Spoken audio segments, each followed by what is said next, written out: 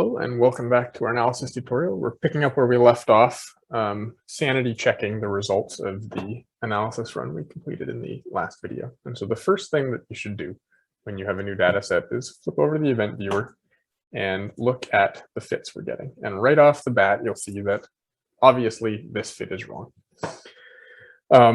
It's detecting these two, what should be very clear steps as just one step, and it's fitting kind of the average of those two, which is not what we want at all.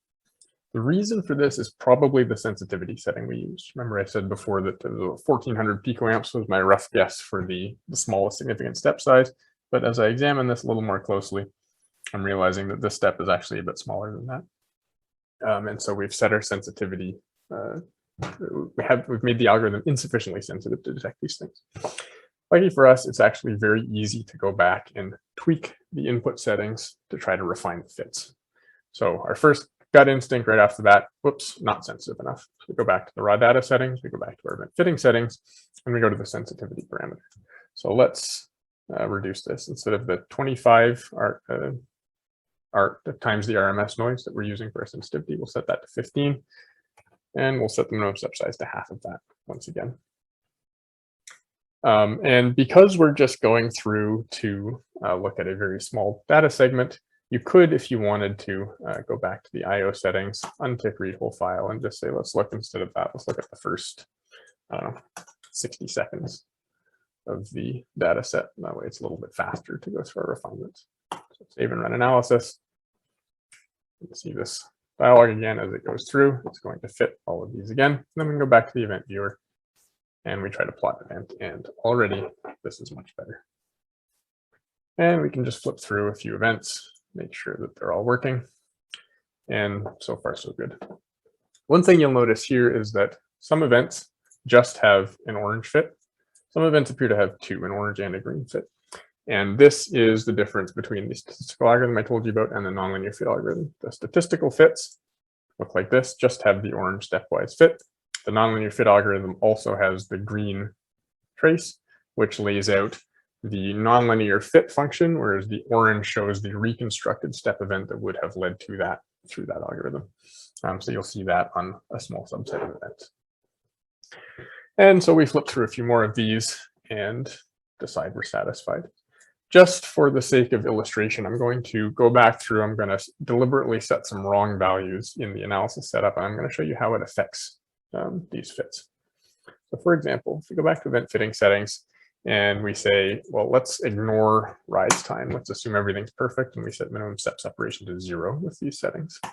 We run analysis, go back and plot this event. You're going to see that it underestimates, in this case, the level of the current noise. And this is because it's fitting and it's actually averaging over this rise time, which is dragging down the value that you see here.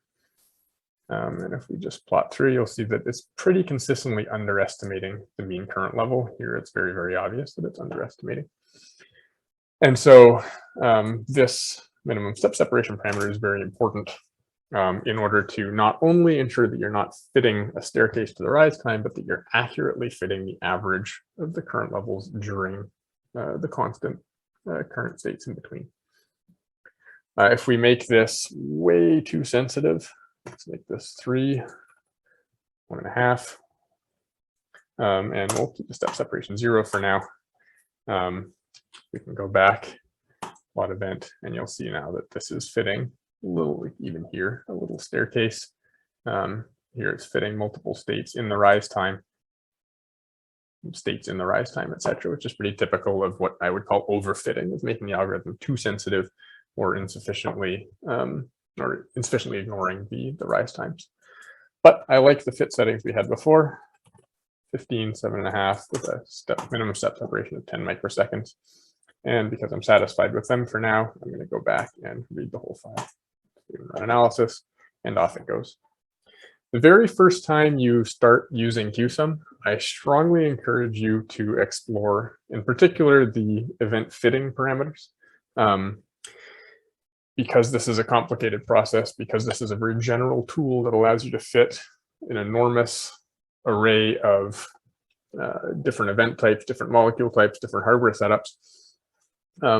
Those input parameters interact with one another in interesting ways, and a thorough understanding of how they interact with one another is really, really important to doing accurate data analysis with Nanolyzer. And so do take some time the first few times you use this to play with those settings, observe how the fits change. It's relatively fast to do, and building an intuition of how that works is going to help you enormously as you go through and continue your analysis. And you can see now we've fixed it, so the events are accurately fitted.